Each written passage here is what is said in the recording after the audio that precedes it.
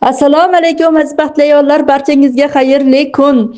2025-yil 8-mart Ramazonning 8-kuni hamda Xalqaro xotin va qizlarning 8-mart bayrami bilan barchangizni muborakbod etaman. Ushbu kunlarga Allohim yetkazgani uchun, rizqimizni qo'shgani uchun beminnat shukronalar aytamizda, sizlardan kelgan tavallud ayyom tabrigini o'qib eshittiraman. Maktub Rossiyadan kelgan, qishloqdagi o'zining chin dugonasi Jonajon opa-singlisidek bo'lib ketgan singlisini tabriklamoqchi aziz kuzatuvchimiz. Hozir maktubini o'qib beraman.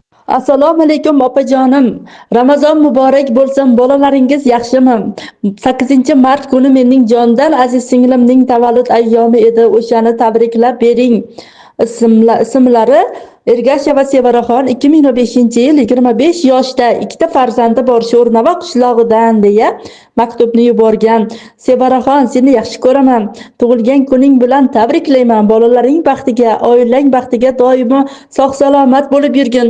Hozirda musofir yurtaman. Ishon, seni juda ham sog'inganman. Tug'ilganingga rahmat. Senday insonim borligi uchun rahmat. Alloh uchun yaxshi ko'raman. O'zingni ehtiyot qilgin.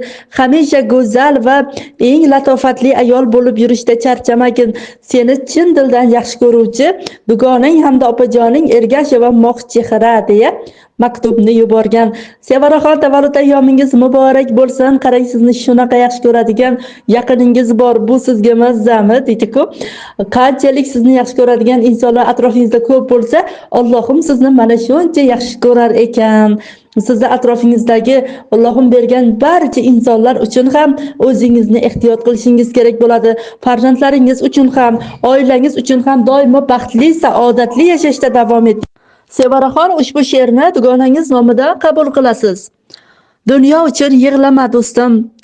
Yashash oson, kulsang bo'lgani. Har bir olgan nafasing uchun subhanalloh desang bo'lgani. Qara qanchalar baxtiyorsan. Qo'l oyog'ing sen uchun sovg'a, eshitasan hamda ko'rasan. Orzuyingga erishgin olg'a deya ushbu she'rni qabul qilasiz.